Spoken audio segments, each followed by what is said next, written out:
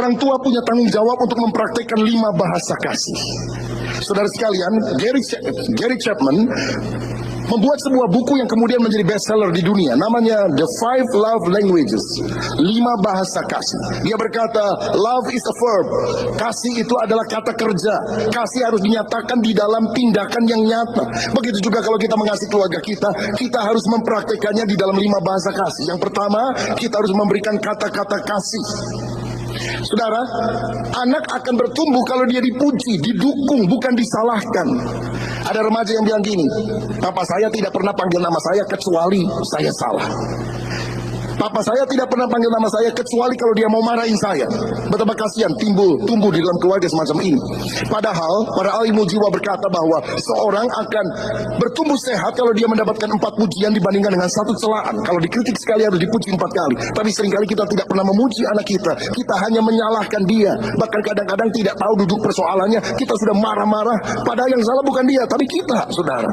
Dan biasanya bapak atau ibu kalau udah tahu dia salah, bukannya minta maaf, malah lebih marah lagi untuk menutupi rasa malunya.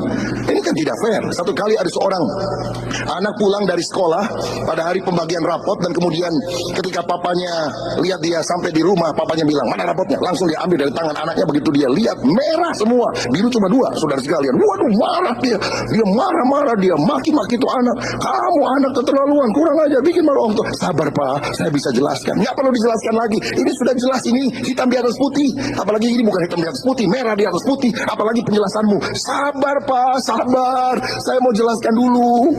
Itu bukan rapot saya. Rapot saya yang ini dia keluarkan, saudara. Hah? Bukan rapot kamu. Mana rapot kamu? Nih, begitu ditunjuk dilihat namanya benar, nama anaknya. Begitu dibuka, 89. Ih, bagus semua.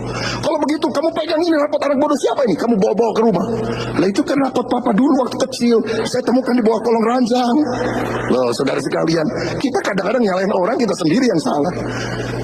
Miliki kata-kata kasih, bukan kata-kata yang menyakitkan bagi anak. Yang kedua, kita harus melakukan perbuatan kasih, acts of service.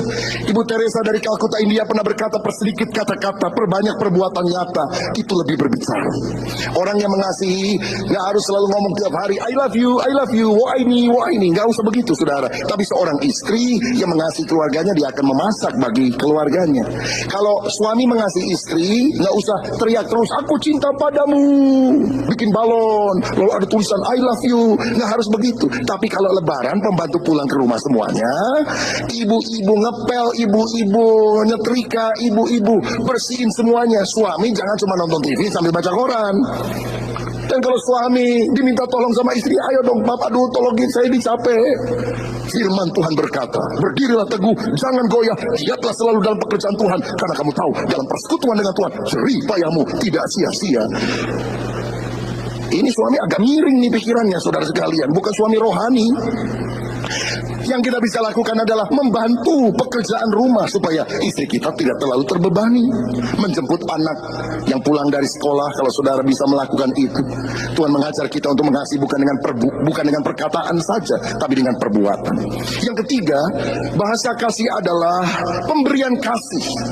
Saudara, ada orang yang merasa dikasih ketika diberi sesuatu, diberi oleh-oleh, diberi kado. Jadi kalau suami pulang dari luar kota, bawalah oleh-oleh. Nggak usah yang hebat-hebat, mungkin makanan kesukaan. Saudara baru pulang dari Probolinggo, bawalah mangga Probolinggo.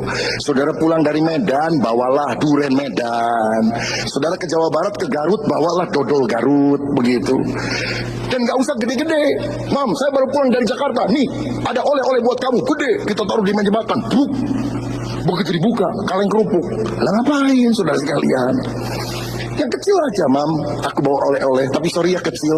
Apa itu pak? Begitu dibuka, berlian. Kan luar biasa, saudara. Katakan cinta dengan pemberian kepada orang yang kita cintai. Tuhan mengasihi dunia ini dan dia memberikan putra tunggalnya untuk kita. Bukankah kita juga harus belajar saling mengasihi? Yang keempat, bahasa kasih adalah sentuhan kasih, physical touch. Kalau kita mengasihi, kita bisa membelai, mengelus anak-anak kita. Yesus mengasihi anak-anak. Dari mana kita tahu? Karena Yesus menumpangkan tangan kepada anak. Yesus memeluk anak-anak dan Yesus memberkati mereka. Saya membaca seorang terapis keluarga dari Amerika yang bernama Virginia Satir, dia pernah berkata, kita membutuhkan 4 pelukan sehari untuk bertahan hidup, 8 pelukan untuk membuat tubuh lebih sehat, 12 pelukan akan membuat kita awet muda dan bahagia. Sebab pada waktu kita saling berpelukan, maka ada sebuah hormon yang namanya hormon oksitoksin yang akan keluar dari tubuh kita, dan itu adalah hormon yang membuat perasaan damai dan cinta. Ini tidak berkaitan dengan masalah seksual, tapi ada pelukan yang membuat hati menjadi damai. Jadi kalau bangun pagi, saya dan istri punya ritual.